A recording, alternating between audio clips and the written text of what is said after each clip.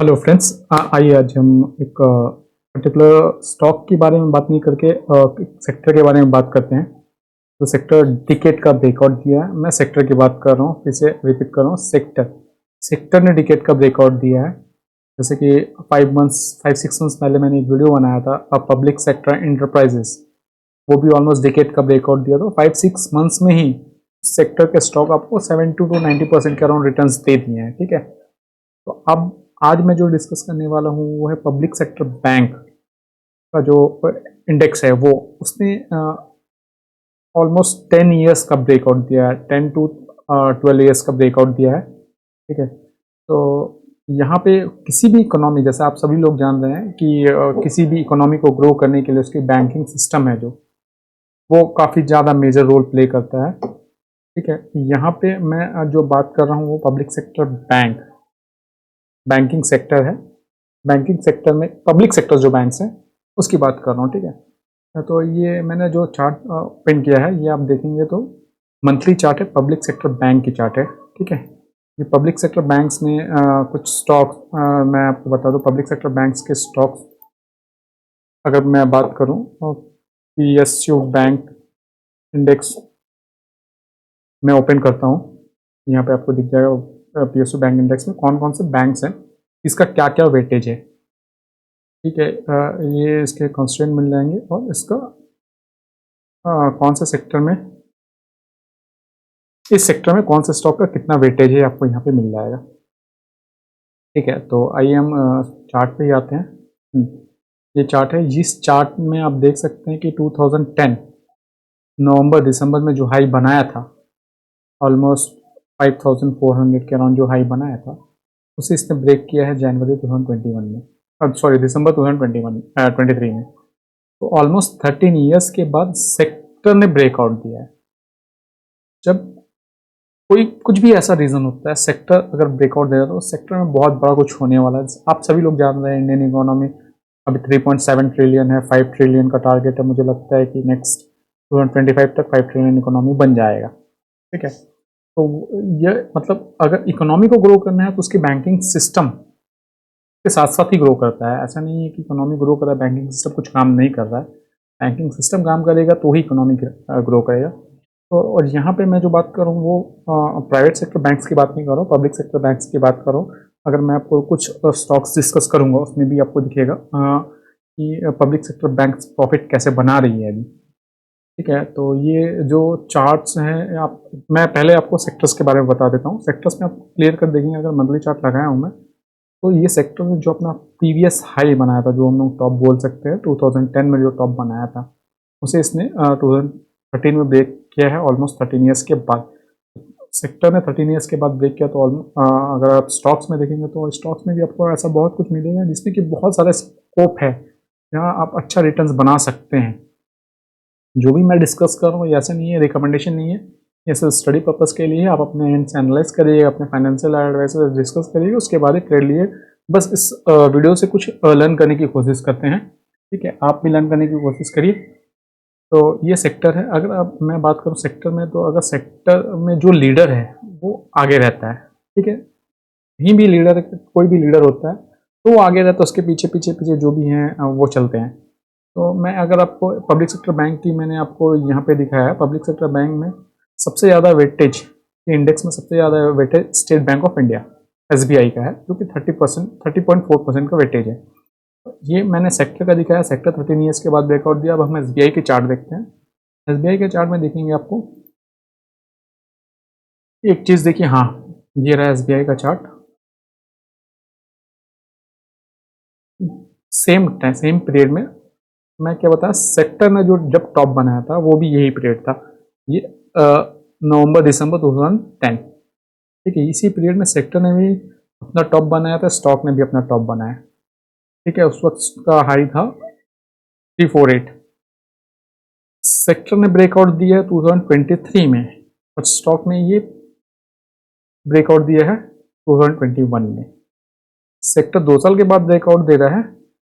Stock leader stock in that sector, public sector bank के जो index है उसमें जिसका सबसे ज़्यादा वेटेज है, पब्लिक सेक्टर बैंक में लीडर ही है SBI ही है।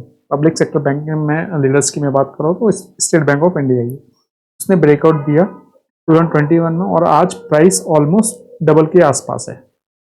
ठीक है, 350 के अराउंड इसने ब्रेकआउट दिया था और स्टॉक हाई बनाया 3660 का, ऑलमोस्ट डबल के आसपास ही है, हाई बना चुका है। ठीक है, सो लीडर ने पहले ब्रेकआउट दिया, सेक्टर बाद में ब्रेकआउट दिया, तो अब जब सेक्टर ब्रेकआउट दे दिया है तो अब अगर आप देखेंगे सेक्टर के जो भी स्टॉक्स है वो अपना ट्रेंड, जो डाउनवर्ड ट्रेंड था वो चेंज करके अब अपवर्ड ट्रेंड में आ गए हैं। वीडियो थोड़ा लंबा होगा बट लर्न करने के लिए काफ़ी कुछ होगा इस वीडियो में, तो आप ट्राई करिए कि कुछ लर्न करें इस वीडियो से। ठीक है, सेक्टर ने ब्रेकआउट दिया, स्टॉक ने ब्रेकआउट दिया, रिटेस्ट किया और वापस से अपना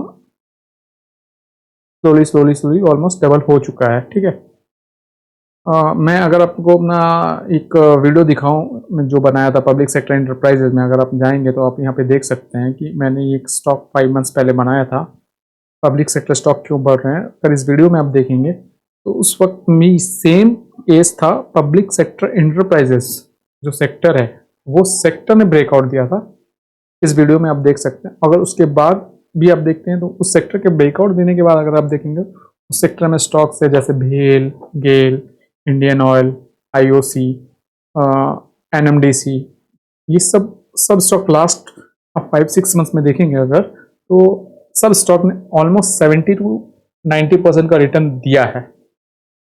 ठीक है, तो सेम यहाँ भी आपको मिल रहा है, सेक्टर ने ब्रेकआउट दिया है, उस सेक्टर का लीडर ऑलरेडी ब्रेकआउट काफ़ी पहले दे चुका था। तो इस सेक्टर की अभी हम दूसरे स्टॉक की बात करते हैं, तो ये दूसरा है जैसे कि बैंक ऑफ बड़ौदा है, पीएनबी है, बैंक ऑफ इंडिया है, यूनियन बैंक है, इंडियन बैंक है, आईओबी है, महाराष्ट्र बैंक है, सेंट्रल बैंक है, तो बैंक है, ऐसे बहुत सारे बैंक है। तो मैं अभी इसमें आपको डिस्कस करता हूँ यूनियन बैंक के बारे में बात कर लेता हूँ। एक यूनियन बैंक में ले लेता, तो मैं बताया ना कि अगर स्टॉक सेक्टर ने ब्रेकआउट दिया है तो स्टॉक अपना ट्रेंड चेंज करेगा। ये देखिए, ये स्टॉक है, मैं ये सब डिलीट कर देता हूँ। ठीक है, हाँ, अगर आप उस सेक्टर में मैंने आपको दिखाया था जो टॉप बना था, प्रीवियस टॉप बना था वो 2010 में ही बना था, 2010, हाँ, नवंबर दिसंबर 2010 था वो टॉप बना था, एग्जैक्टली ये था नवंबर या दिसंबर, हाँ, नवंबर 10 2010 में इसने टॉप बनाया था सेक्टर ने।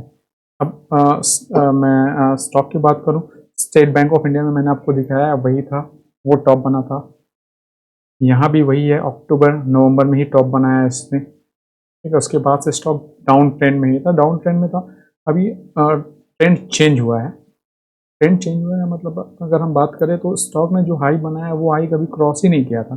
अगर आप यहाँ पे देखेंगे ये हाई बनाया, फिर ये हाई बनाया, फिर नीचे हाई, लोअर हाई बना रहा है। ठीक है, यहाँ भी लोअर हाई बनाया। अब इस जगह अगर आएंगे तो ये अगर आप देखते हैं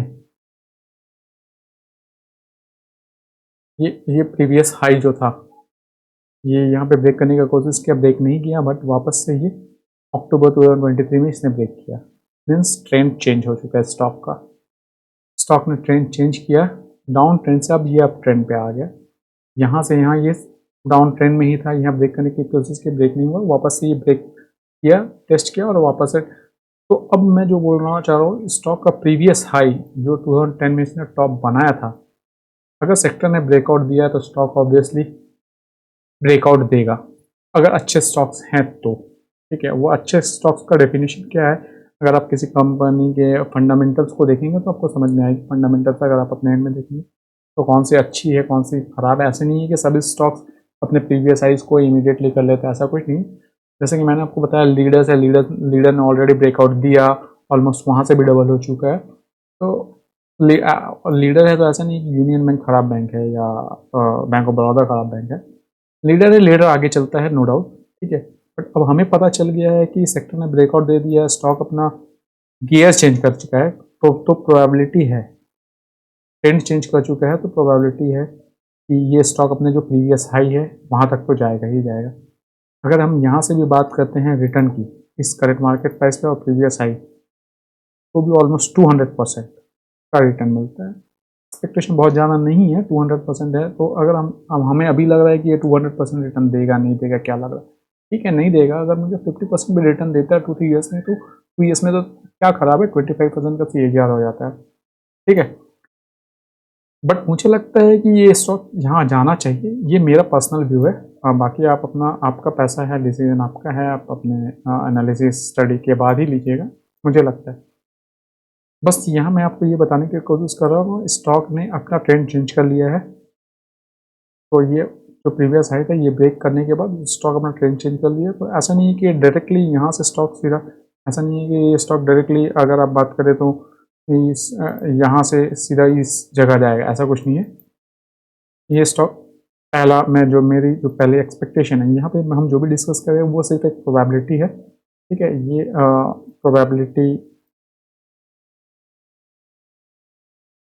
जो है सक्सेस होने की ज़्यादा है, क्योंकि इस सेक्टर ने ब्रेकआउट दिया है। तो मुझे लगता है ये प्रोबेबिलिटी सक्सेस होने का ज़्यादा है, प्रोबेबिलिटी। तो इसके लिए मैं एक्सपेक्ट कर रहा हूँ कि ये स्टॉक फर्स्ट 195 जाएगा, ब्रेकआउट देगा, रिटेस्ट करेगा, वहाँ टाइम पास करेगा, उसके बाद ये 258 जाएगा, ऐसा। तो ऐसा स्लोली स्लोली ये अपना एक स्टेज के हिसाब से जाएगा। ये मेरा पर्सनल व्यू लगता है मुझे, ठीक है।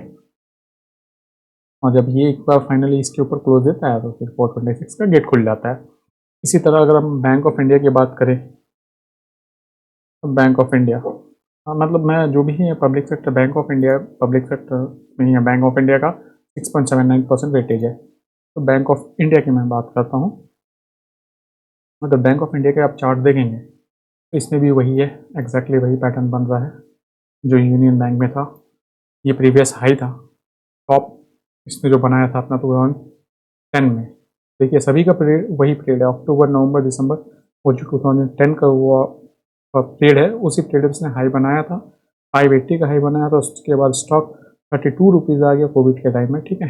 हाँ, ये कोविड के टाइम वाला पीरियड है। 32 रुपीज़, 500 का स्टॉक, 580 का स्टॉक, 32 रुपीज़। जो यहाँ पे लिया होगा उसकी स्थिति समझिए क्या होगी, ठीक है। तो वो अपना लुकआउट नहीं है। अब हम जो बात कर रहे हैं, हमें कहाँ ख़रीदना चाहिए, हमें लगता है ये परफेक्ट टाइम है यहाँ पे पोजीशन बनाने की।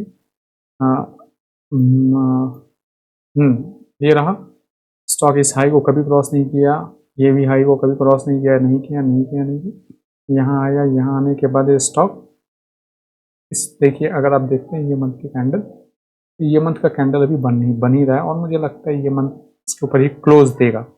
अगर यहाँ से क्लोज देने के बाद, अगर हम यहाँ से भी करेंट मार्केट प्राइस से बात करते हैं, 500 छोड़ी, मैं ये अपने ये जो प्रीवियस हाई है, ये जो 216 का है, अगर यहाँ से भी मैं बात करूँ, ऑलमोस्ट 60% का रिटर्न मिलता है, ठीक है। ऐसा नहीं कि स्टॉक इसके ऊपर जाके, मतलब इसके ऊपर नहीं जाएगा। यहाँ अगर हम मैं इसे इस जगह लेके जाता हूँ, 132% का रिटर्न दिखता है, 314 का टारगेट दिखता है, 132% का रिटर्न दिखता है, ठीक है।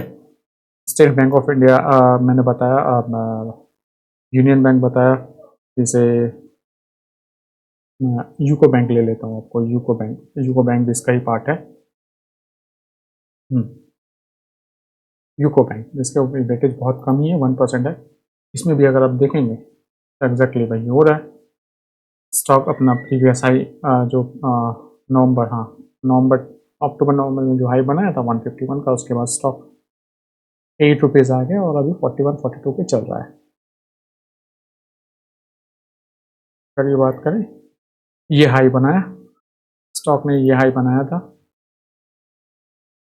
इसे ब्रेक किया, बहुत अच्छे से ब्रेक किया, रिटेस्ट कर रहा है, और एक बार ये इसके ऊपर ब्रेकआउट देता है, जो ये रेंज है 47 और 49.50 का है, उसके ऊपर ब्रेक देता है, मंथली क्लोज होता है, तो आप एक्सपेक्ट कर सकते हैं स्टॉक यहाँ से डबल होगी, जो मुझे लगता है।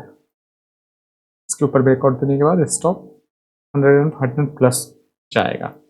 इसी तरह अगर आप देखेंगे तो उसमें बहुत सारे जो भी इसके इस पर्टिकुलर सेक्टर के जो स्टॉक्स हैं, अगर वो स्टॉक्स को आप देखेंगे तो आपको लगेगा कि बहुत सारे स्टॉक ने अपना ट्रेंड चेंज किया है, और स्टॉक मूव करना चाहिए। ये मेरा जो भी मैंने इस वीडियो में डिस्कस किया है, वो आप दोबारा देखिएगा, अच्छा लगे तो लाइक करिएगा, सब्सक्राइब करिएगा, क्योंकि देखिए कोई भी ट्रेड लेने से पहले आप अपना डिसीजन लीजिए या आपके जो भी फाइनेंशियल एडवाइजर है उनका डिसीजन लीजिए, क्योंकि जो भी आपको प्रॉफिट या लॉस होना है वो आपका ही होगा।